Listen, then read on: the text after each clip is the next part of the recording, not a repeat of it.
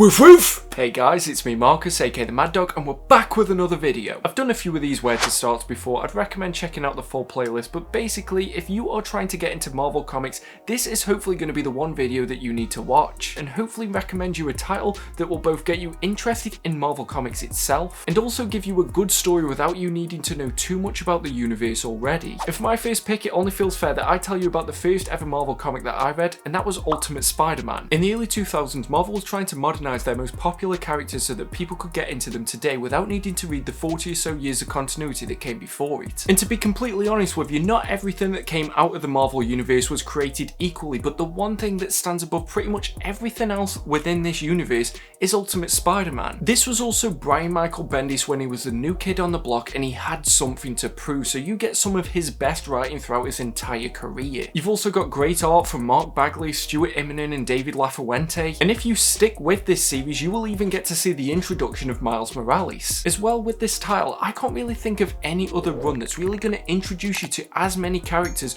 within the Spider-Man roster as this one book. Next up, for anybody who's looking to get into the mutant side of the Marvel universe, I would definitely recommend Astonishing X-Men. This also made it quite high in my Where to Start X-Men video, and I know that some people disagreed with this because they felt like new X-Men would be better for newer readers, but honestly, I think that that's for somebody who maybe knows a bit more about Grant Morrison's writing. But with Astonishing X-Men, even though yes, there is some fallout because of the fact that obviously Colossus isn't in the picture at the beginning, comparing that to just how enjoyable of a title this was, even though there is a little bit of entry knowledge that is needed, this is still one of the best titles that I think new readers can pick up. You might disagree with me and that's fine, but this was my first X-Men book and I've been pretty fine since then. You also get some of John Cassidy's best art throughout his entire career. It's got Colossus in it looking all beautiful and shiny, Wolverine's hairy, which is kind of the way that I like him, and with X-Men you very rarely get titles that are completely separated from the continuity that give you just a story within a nutshell, but I think Astonishing X-Men is one of the only ones that does that well. Full disclosure though, I haven't read every single X-Men run that's ever existed, so maybe there will be one that other people would suggest. Just leave it in the comment section below. Next suggestion, and this one might be a bit of a curveball, but it's the Young Avengers. Specifically, I'm talking about the run by Alan Heinberg, but you can also read the Kieran Gillen one as well. But the 2004 edition of this team was the first time that we'd seen this roster. You've got characters like Iron Lad, Patriot, Hulkling and Wiccan, and if all those names don't really mean anything to you, I did a video where I covered all of them in full. But this was just a really fun, engaging story. There was time travel involved, and if you don't know anything about any of the other Marvel characters,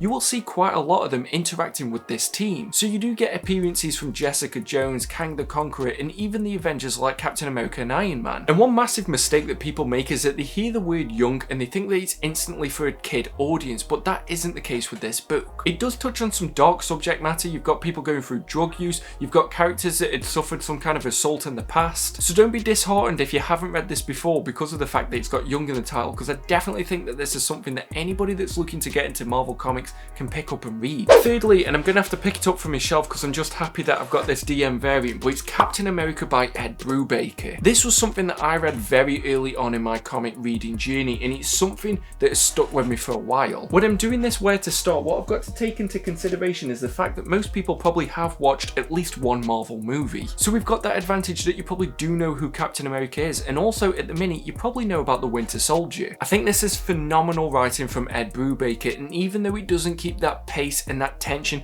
throughout the entire run, it's still something that at the very beginning is rare to find in another book. It's one of the only titles as well where big events such as Civil War happen, but this book somehow manages to adapt to it and tell the story that it was going to tell anyway. As well, the Steve Epting art, I don't really think there's enough that I can say about it. It's got this very realistic tone, but at the same time you still know that you're reading a superhero story. This is some of the best development to this character that Captain America has ever received, and maybe he's your favourite Avengers from the film, and if there's one title that I would recommend that you pick up, it's going to be this one. But I can't recommend a Captain America title without being fair to Iron Man, and there is only one title that I can recommend to you, and it's going to be Iron Man by Matt Fraction. And you're probably wondering, hey Mad Dog, is there an easy way that I can pick that up and read? Well, no. They tried doing some oversized hardcovers and they gave up on that. I thought there was going to be some luck when they did complete collections, but unfortunately they stopped after one fucking volume. I don't know, that's something that I said I'd only talk about with my therapist. But in 2008, when the Iron Man movie was coming out and nobody knew if it was going to be good, like,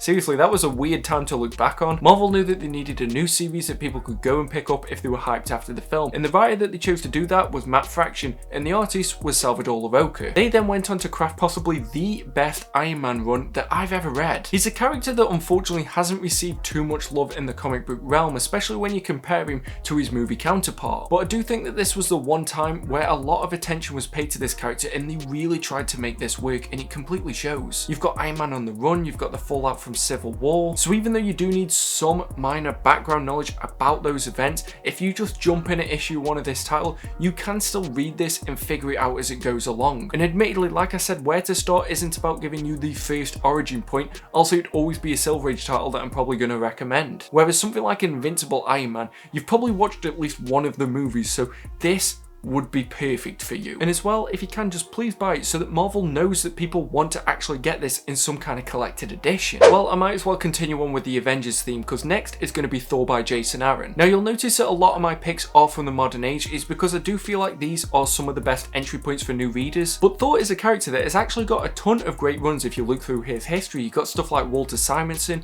Dan Jurgens, but when Jason Aaron took over this title, no one was prepared for exactly how good this would be. I've pretty much only read the first arc of this with the God Butcher, and it's some of the best Thor stories I've ever read. They need to come out with an omnibus, I feel like it's inevitable, but from what I've heard from the rest of the run as well, when you get into the Jane Foster stuff, and then obviously it's got the climax of War of the Realms, this is just some of the best long strand Thor storytelling that we've probably ever seen. Donny Cates is also doing some cool stuff with Thor at the moment, but that's still in progress. We don't really know if that's going to stick the landing. But this Jason Aaron run, I've heard that it's enjoyable all the way up until King Thor, so based on the fact that I've only read the first 9 or so issues, and I still enjoyed it that much, it's definitely going to get its place in this list as possibly the Thor story that I'd recommend to any new reader. The art's also really badass. Like, I know I'm not touching on the art too much, but yeah, the art is great in this, and it's not even your typical comic book art that you're probably used to seeing. Like I said, might as well round out the Avengers, and the next one that I've got is Planet Hulk. I think what's most impressive about this is the fact that Planet Hulk sounds like a story that probably shouldn't have worked. Because of how much destruction he was causing, the heroes of Earth decided to shoot the Hulk into space and ended up crash landing on this planet. And to summarize it, if you watched the movie Gladiator with Russell Crowe and the only thing you thought was, it was good, but I wish the Hulk was in it, this is the book for you. Like I said, I'm trying to cater to as many different tastes as I can, and that might possibly be one. But you get taken on this journey that's completely separated from what's going on Earth, because I think at the time it would have been Civil War. So this is great for new readers, possibly more than something like Hulk by Jeff Loeb. It's also a weirdly emotional story. You find yourself getting very invested in it and just wanting the best for the Hulk. There's none of that Bruce Banner crap as well. He's not walking down a sad road with a sad song playing like you probably used to if you watch that weird TV show from the 70s. I think this is a great jumping on point for the Hulk, and also think it's one of the most underrated stories that's come out of Marvel in the last 20 years. You're probably thinking to yourself as well, you've suggested a book for every individual member of this team, but you haven't actually given us one for the Avengers. Well, to save myself a wave of all capital lettered comments down below, I'm going to suggest to you Avengers by Kurt Busiek. The art's also done by the legendary George Perez, and I think that this is the best Avengers run for new readers. To me, this is pretty much the Marvel equivalent of JLA by Grant Morrison. It's not going to give you the origin story of each and every one of these characters, but it is still going to take you on a journey that you can jump into if you haven't read any of these before. It also came out in the 90s, and admittedly it is quite wordy, sometimes just for the sake of being it, but I do think we genuinely get the best Ultron storyline that we've ever got in comics in this title right here. I just love the way that the characters interacted with each other as well. This is something that I really want to go back and revisit, because it's been a good number of years since I last gave it a read, but it's still stuck with me in that time. But maybe you're not the type of person who wants a bright and happy superhero story, in which case I would recommend Alias. Again, this is Brian Michael Bendis. Like I said, he was at his peak when he was writing this, and arguably I might prefer this storytelling over something like Ultimate Spider-Man. This is a much more adult story that it's telling about Jessica Jones, who you might recognise from the TV show Jessica Jones. She's a private investigator, but she's also dealing with the trauma of her own past. And similar to what I said about Thor, maybe you don't like the standard type of comic book art that you're used to seeing. Well, this is completely different. It's Michael Gaydos who does it, and it's got this weird kind of watercolour painted style to it that just works for this book, because it isn't your standard superhero storytelling. And if this is a book that is for you, I think it will also be one of the quickest reads that you'll probably ever have. I loved what they did with the Purple Man. I wasn't really too sure if he was a villain before this, but I remembered exactly who he was after this. And this book was so good at retroactively making a character in the Marvel Universe that I actually didn't realise for a while that this was her first ever appearance. But maybe you don't want a book that's all about trauma and people working their way through that, and you just want something a bit more light-hearted and fun. I would recommend something like Fantastic Four by Mark Waid and Mike Wieringo. Still not sure if I'm pronouncing his last name correctly. Yes, I respect that Stan Lee and Jack Kirby brought the Fantastic Four into the world with one of the best and longest runs that's ever existed in comics, but for a new reader that might be a little bit difficult to get into, in which case I think you should go for something more modern, and Mark Waid's run is probably the best for that. I've said before that I think he's one of the most underrated writers in all of comics, and yes, of course, he's Mark fucking Waid. But this just captures the dynamic between the family, and it's also got one of my favourite Doctor Doom stories. Sure, not every part of this book is 10 out of 10. There's a weird bit with the Thing in the middle of it, which I'm not really going to get into here. But still, for something that captures that classic feeling of the Fantastic Four, but also does it for a modern audience, there's probably going to be no better than this. And I know what you're probably thinking, why didn't I suggest Fantastic Four by Jonathan Hickman? Admittedly, I don't really think that Jonathan Hickman is very good for new readers. I think his stories are great, and I did really enjoy his run on FF, but you do need to know a lot about the Future Foundation, some of the stuff that has happened in the past, whereas Mark Waid just wants to take you on a journey in that one book. Now, as much as I may not be the biggest fan of this character, I understand that a lot of people want to get into Marvel Comics through Deadpool. In that case, the one book that I would recommend to you is Cable and Deadpool, and yes, I realise at this point that it might seem like I'm just repeating a lot of suggestions from my top 10 one and done Marvel omnibuses, but still, Cable and Deadpool is great for new readers. Maybe you have to know a little bit about Cable, maybe you didn't watch Deadpool 2 because I don't really hear too much buzz about that film, but I've got it right here. I read this in the original Ultimate Collections that came out, and I just love this book. It's got great action, it's great art, it's pretty much your quintessential buddy cop type storyline. But obviously it's got its Deadpool twist, and I think that this was before the character really reached that saturation point. So yeah, even though he does still have his quirks, they're not turned up to 11 like he used to now. I think this is when the character really peaked, and having a character that's a bit more stern, like Cable, just really helped to balance him out. I pretty much enjoyed every part of this run when I read it a few years ago, and I definitely recommend it to somebody who's trying to get into any of these characters. Next suggestion, I'm not really sure what the blanket term for these is, but it's the colours by Jeff Loeb and Tim Sale. So you've got Daredevil yellow, you've got Spider-Man blue, you've got Hulk grey. Admittedly, these two are definitely the peak of this book. That's not to say that Hulk grey is bad, it's just not as good as the other two that came before it, but these are just really nice short stories about these characters going through different parts of their life journey. Daredevil yellow is Matt Murdock reminiscing about how he ended up getting into the situation that he's in, and you get to see that ghastly original costume that he had. Spider-Man Blue's Peter Parker reflecting on his time early on in his career when he was still in love with Gwen Stacy. And Hulk Grey is pretty much just the Hulk feeling a little bit sorry for himself. I am pretty much just simplifying that. It is still a great story. You also see him get to beat up Iron Man at one point. But these stories don't expect you to know everything. It will give you pretty much a crash course into the history of these characters. There was also one for Captain America, but I haven't had a chance to read that yet. But Jeff Loeb and Tim Sale are one of the best creative teams in all of comics, and I think it's unfair that this gets a bit overshadowed by something like Batman The Long Halloween. That just shows to me how high of a caliber their content is, that something like this can somehow be in the background. But if you've seen some of my videos in the past, you know that by far my favourite Marvel character is Daredevil. And yes, even though I did just mention Daredevil Yellow, I still have to give a huge shout out to Daredevil by Brian Michael Bendis. I know that a lot of people are going to disagree with me on this, but this was the run that made me properly get into comics. That's just how good this is. So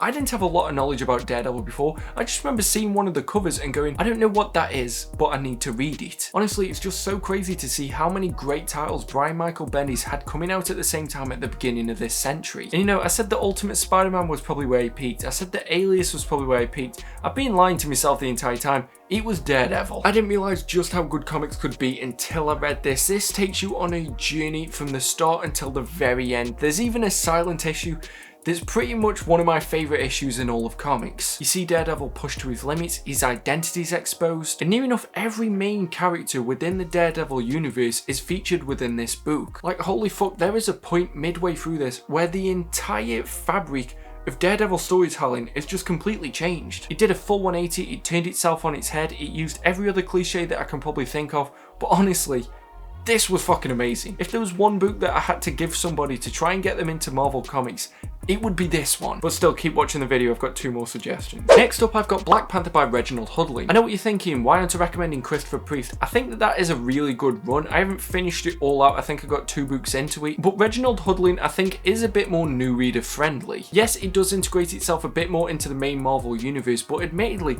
that's what these titles should be doing. They should be expanding your interest, expanding your knowledge of certain characters. So Storm does feature quite prevalently within this, and also it does deal with stuff like Civil War. Any book that came out around that time is probably going to deal with it as well, so it's something that you should probably get used to. But a lot of people are discovering Black Panther as a result of the movie, but there's been great comic runs that have come well before that. And if you're looking for something that really does balance his duties of Wakanda, but also that of being the Black Panther, I think this is going to be the perfect balancing point for you, especially if you're a new reader. And my last suggestion is for anybody who listened to all of those suggestions and went, yeah, but that's for kids. What's for the real adults here? The type of people that light a cigar with the barrel of a hot gun. I've got you covered, because of course I'm going to recommend Punisher Welcome Back Frank. This was by Garth Ennis and it was part of the Marvel Knights run that I recently reviewed. For 12 issues, Garth Ennis will take you on the best journey with Frank Castle that you could imagine. Yes, I do still really love Jason Aaron's Max run, but Welcome Back Frank just knew how silly it was going to be. But it leaned into that, it played into the comical nature of Frank Castle, whilst also still respecting who this character is. What came before was a bit of a mess for the Punisher. He'd gone on some kind of mystical demon quest that just didn't really make sense for him, so Garth Ennis knew that he had to bring him back to basics, which is going to be the perfect jumping on point for anybody who wants to get into this character. And because of how long of a run Garth Ennis had with this character, if you enjoyed this, you can either go into the rest of his Marvel Knights run, or you could just read his Max series. It's also got great art from the late Steve Dillon. Like I said, I've already done a review of this entire run, so I'd recommend checking that out. But for one Punisher book that I think is really going to give you an enjoyable journey, and it's not going to be too heavy on you, but at the same time still make you realize exactly what you love about the Punisher, it'd be this book. But those are my suggestions, and hopefully this video hasn't come across as too rushed.